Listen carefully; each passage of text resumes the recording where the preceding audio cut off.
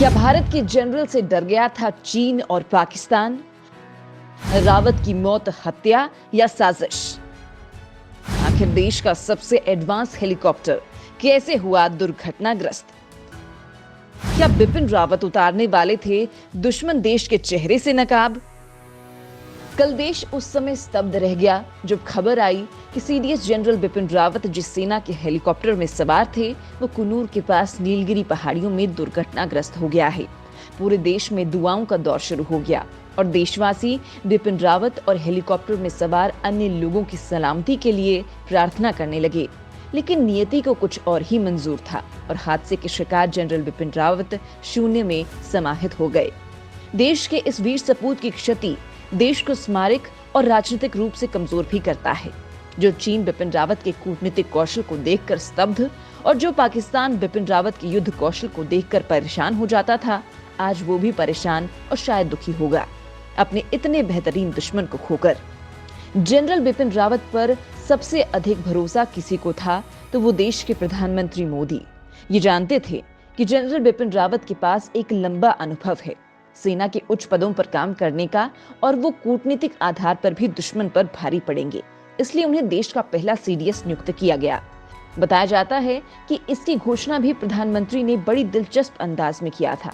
बिपिन रावत भी इस बात से अनजान थे कि देश के पहले चीफ ऑफ डिफेंस का पद उन्हें संभालने के लिए मिलेगा।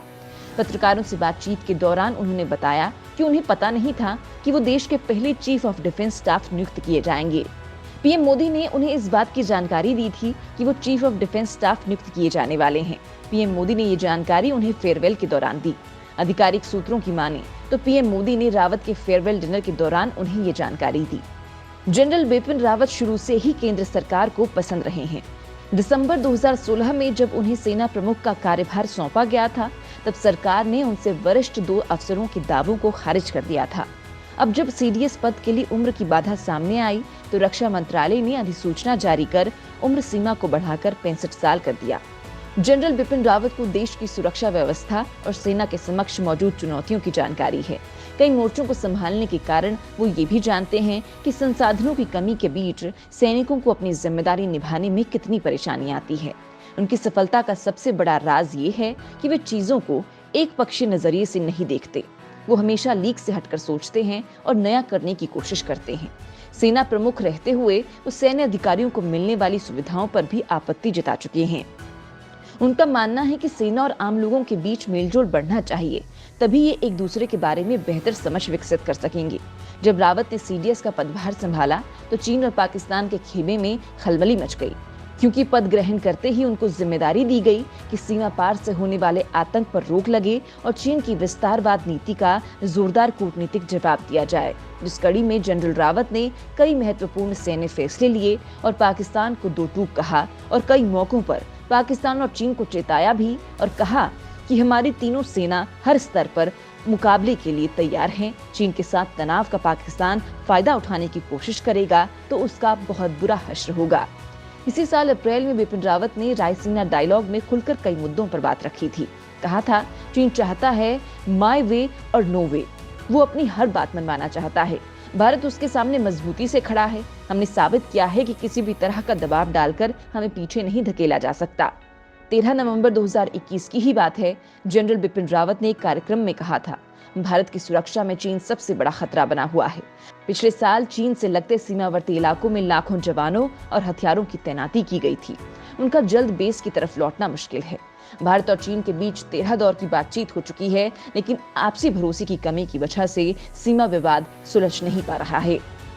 विवेकानंद इंटरनेशनल फाउंडेशन के कार्यक्रम में जनरल बिपिन रावत ने कहा था, हमें इस बात का एहसास है कि तकनीक के मामले में चीन काफी सक्षम है। वो भारत पर साइबर हमले करता रहता है। भारत भी चीन के साइबर अटैक से निपटने के लिए अपने साइबर डिफेंस सिस्टम को मजबूत करने की पूरी कोशिश में जुटा हुआ है। चीन अगर मजबूत है तो भारत भी अब कमजोर नहीं है। भारत अपनी सीमा पर किसी भी देश को अतिक्रमण नहीं करने देगा। अब हालात 1962 जैसे नहीं हैं। हर क्षेत्र में भारतीय सेना की ताकत बढ़ी है। बिपिन रावत अभी कई प्रोजेक्ट्स के ऊपर काम कर रहे थे, जिससे मुख्य रूप से general Bipin Rawat integrated theatre command project पर भी काम कर रहे थे।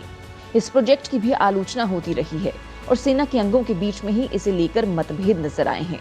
वायुसेना का कहना है कि भारत भौगोलिक दृष्टि से इतना बड़ा नहीं है कि यहाँ थिएटर कमांड्स की जरूरत पड़े। वहीं नौसेना भी वर्तमान मॉडल को ही बेहतर मानती है।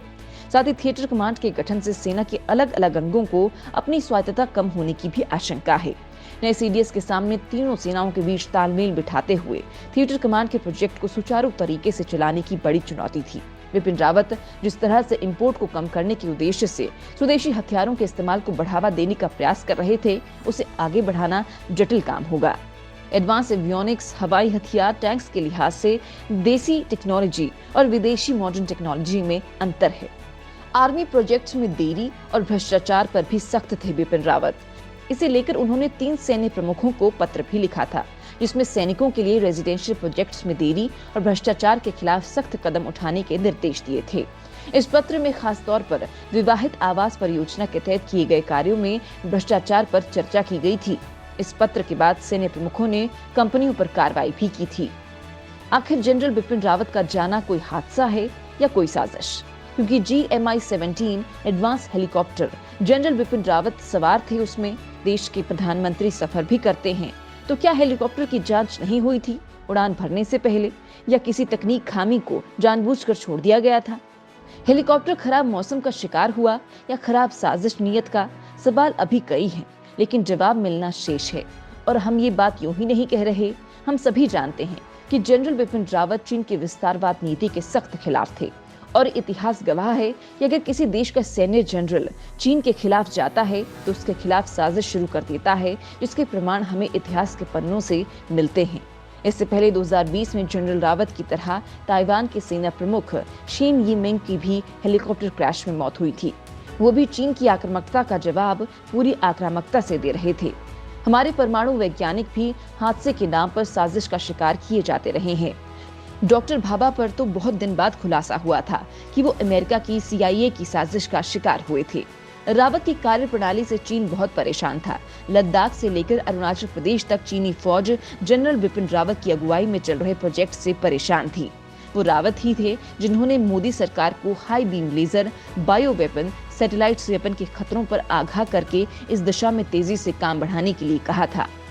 वो लगातार सीमा पर चीन के लिए आक्रामक थे, लिहाजा बहुत संभव है कि उनका हेलीकॉप्टर चीनी एनर्जी वेपन का शिकार हुआ हो, क्योंकि हेलीकॉप्टर नीचे गिरने से पहले आसपास के लोगों ने बहुत ही तेज आवाज सुनी थी और इसमें बहुत तेज आग लग गई। ये बात सिर्फ हम नहीं कह रहे, सेना के पूर्व अधिकारी और कई नेताओं का भी कहना है कि इस विमान हादसे की जांच जरूर होनी चाहिए। पूर्व ब्रिगेडियर सुधीर सावंत का आरोप है कि हादसा नहीं बल्कि साजिश है। हमारे तीनों सेना के प्रमुख जिस हेलीकॉप्टर से थे वो एडवांस हेलीकॉप्टर है जो इतनी आसानी से क्रैश नहीं हो सकता। सावंत ने कहा कि जहां ये हादसा हुआ है वो इलाका LTT का है। राज्यसभा सांसद सुब्रमण्यम स्वामी ने इस घटना के पीछे बहुत बड़ी विदेशी साजिश की आशंका जताई है। उन्होंने एक YouTube चैनल को दिए इंटरव्यू में कहा कि जनरल रावत चीन को लेकर बहुत ही स्पष्टता से अपनी बात रखते थे, चीन को लेकर अपनी संभावनाएं खुलकर जताते थे। उन्होंने आशंका जताई कि हो सकता है कि हेलीकॉप्टर के साथ हादसा ना हुआ हो और उसे निशाना बनाया गया हो। उन्होंने साइबर वॉरफेयर की ओर आशंका जताकर इस घटना को लेकर बड़े सवाल खड़े कर दिए हैं। आज सदन के शीतकालीन सत्र में देश के रक्षा मंत्री इस एडवांस हेलीकॉप्टर हादसे से संबंधित सरकार का बयान सदन के पटल पर रख सकते हैं और देश को बता सकते हैं कि हादसे की शुरुआती वजह क्या निकलकर सामने आ रही है और सरकार की आगे की रणनीति क्या है इस हादसे पर। क्या सरकार इस हादसे की जांच करेगी या हादसा मानकर इस जांच को बंद कर देगी? इन सभी सवालों के जवाब हो सकता है सरकार आज संसद में सदन को इन सभी बातों से अवगत कराए। आज शाम देश के वीर सपूत जनरल बिपिन रावत अपने अनंत लोक के सफर पर निकलेंगे और शून्य में विलीन हो जाएंगे। देश के इस वीर सपूत को शत-शत नमन और जो भी देश के अगले CDS होंगे उन पर जिम्मेदारी होगी कि वो जनरल बिपिन रावत की सोच और दूरदर्शिता को आगे ले जाएंगे और चीन और पाकिस्तान के मन में आत्मनिर्भर भारत का खौफ और डर जीवित रखें और देश की सुरक्षा को अग्रणी रखें।